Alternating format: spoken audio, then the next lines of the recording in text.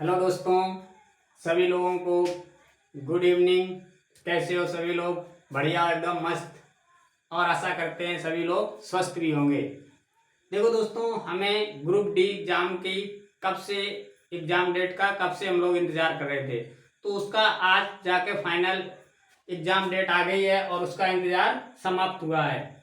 तो दोस्तों देखो, ये हमने यहाँ पे लिखा है RRB ग्रुप डी 2025 परीक्षा तिथि 17 नवंबर से दिसंबर 2025 तक, यानी कि 17 नवंबर से तुम्हारे पेपर स्टार्ट होंगे और दिसंबर तक चलेंगे। इसमें कुछ तुम्हारी छुट्टियां भी होंगी जिसको इसमें इंक्लूड किया जाएगा। तो इस तरह से तुम्हारा पेपर दिसंबर तक चलेगा।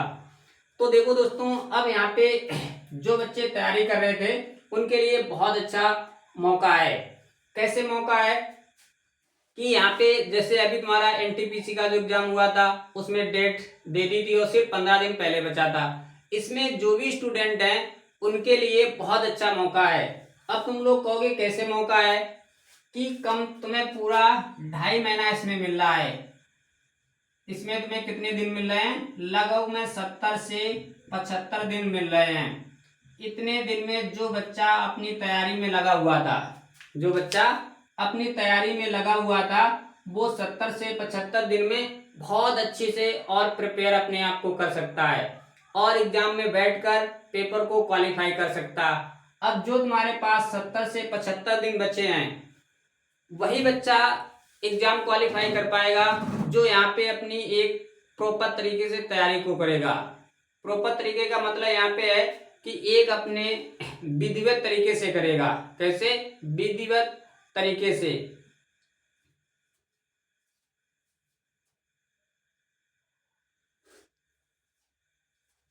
तो देखो दोस्तों, यहाँ पर अगर वही बच्चा सिलेक्शन ले पाएगा जो अपना मैथ का सेक्शन, मैथ का, रीजनिंग का और जीके और साइंस का, इन चारों पार्ट को वो अपना स्ट्रांग करेगा।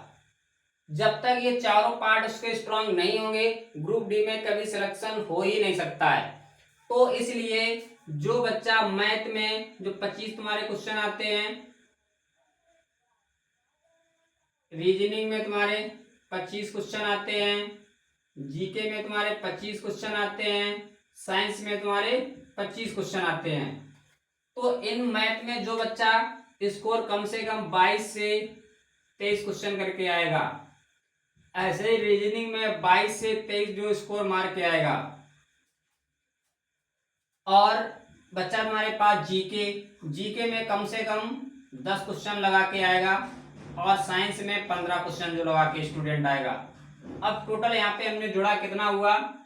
22 दूनी 44, 44 10, 54, 54 और 10 64, 64 और 5 64, 5 69।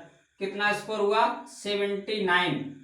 अगर जो भी बच्चा 79 क्वेश्चन को अटेम्प्ट सही करेगा, कितने? 79, 1 2 यहाँ पे प्लस माइनस हो सकते हैं, जो भी बच्चा 70 नंबर यहाँ पे लेकर आएगा उसी स्टूडेंट का यहाँ पे सिलेक्शन होगा।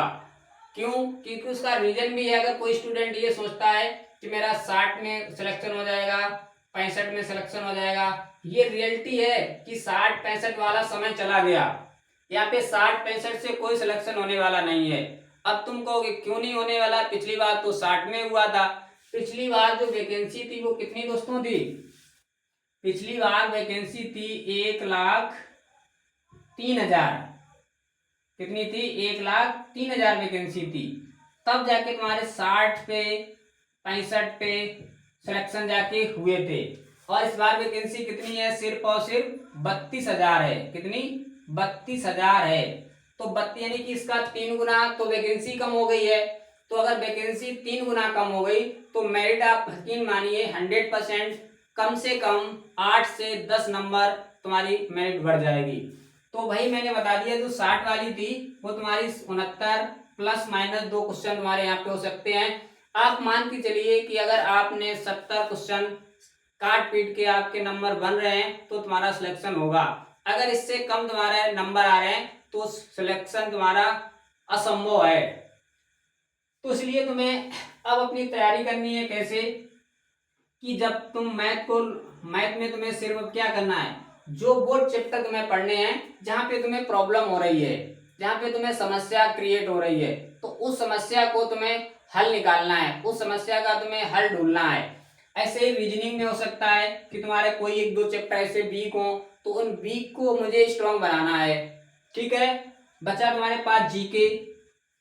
जीके में क्या है, तुम्हें करंट तो पढ़ना ही पढ़ना है, करंट को 100% तुम्हें पढ़ना है। जो भी बच्चा अगर करंट को पढ़ेगा, यकीन मानिए उसके 7 से 8 क्वेश्चन ऑटोमेटिक बढ़ जाएंगे।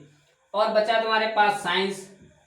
साइंस में 15 क्वेश्चन करना ग्रुप डी के लिए बहुत बड़ी बात होती है, छोटी बात नहीं होती है। तो ग्रुप डी में तुम्हारे जब ही 15 क्वेश्चन सही हो पाएंगे जब तुम्हें उसकी थ्योरी बहुत अच्छे से आती होगी। जब तक तुम्हें उसकी थ्योरी नहीं आएगी, तुम्हारा पेपर हो ही नहीं सकता अच्छा। उसमें 15 क्वेश्चन तुम अटेम्प्ट तो कर लोगे, पर तुम्हारे सही होने के कोई चांस नहीं है। इसलिए तुम अपना टारगेट लेके चलो 70+ का। जब 70 तुम्हारे क्वेश्चन काट पीट के नंबर सही होंगे, तब जाके कहीं तुम्हारा सिलेक्शन होगा। तो इसलिए दोस्तों, एक बहुत अच्छी बात है कि कम से कम रेलवे ने ग्रुप डी का एग्जाम डेट फाइनल कर दी है, और जो बच्चे उसमें तैयारी में लगे थे वो अपनी बहुत अच्छे से तैयारी करने लगे। Thank you, all of the best.